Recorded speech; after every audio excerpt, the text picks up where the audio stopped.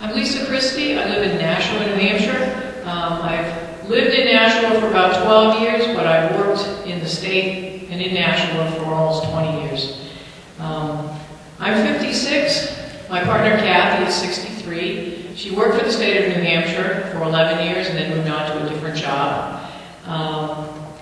Everyone who's spoken here on the opposing side, almost everyone, has said, well, we don't need this because you have equal rights. Now, I notice that it's the people who already have the rights who think the rest of us have them. And in fact, there are so many issues, some of which were mentioned. My partner and I travel someplace else. The civil union is not recognized as marriage. One of us could be in an accident, one of us in the hospital, and the other person could not get in. Imagine any of you in here who have spoken against this bill, your wife or husband is in the hospital, in intensive care, maybe dying, and you're outside another room, and they say, no, you can't come in here.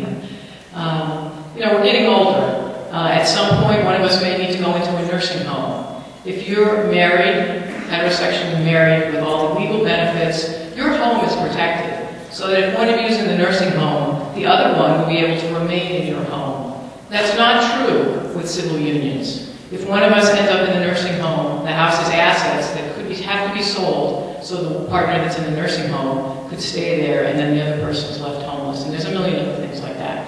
Well, actually, 1,100 and something, I believe.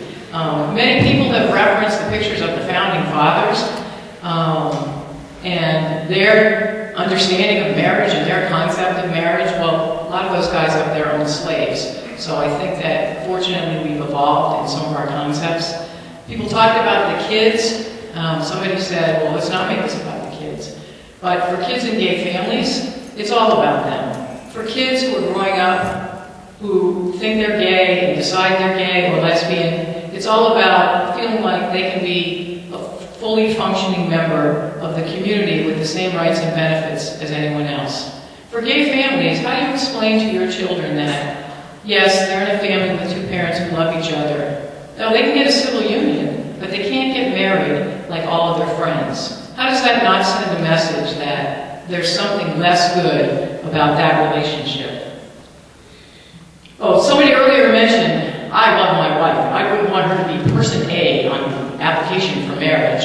Well, I have to tell you, when I looked at what's on the civil union licensing form, that was my first thought. Person A, person B, couldn't they have done better than that? Spouse, partner, whatever. So we have the same issues with some of those things about the form because, first of all, we're trying to figure out who is person A and person B. But people mentioned Massachusetts. Massachusetts had gay marriage for 5 years now. All the ways in which it was supposed to cause the demise of heterosexual marriage in that state, none of them have happened. And in fact, marriage is one of the states with the lowest divorce rates in the country. So I just want, and people talk about timing.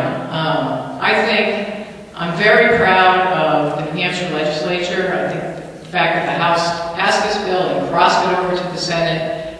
We live in very exciting times. I mentioned I was 56. When I was in the 6th grade, I went to the public library in Fort Lauderdale where my family lived. Wrap up. I'm sorry to, okay. But there are a lot of people that still, okay. we're really supposed to be concluding the hearing, and I still want to hear from everybody, so if you could just... Okay. Thank you. Thank you very much. I hope that all of you will look at the issue, and if you don't personally have gay or lesbian people in your family or friends, find some of us and talk to us about our lives, because that is what changed people's minds. Thank you. Lisa, Senator Letourneau has a question. Certainly. Actually, I have a question. That's good. That's good. Can you turn it down some more?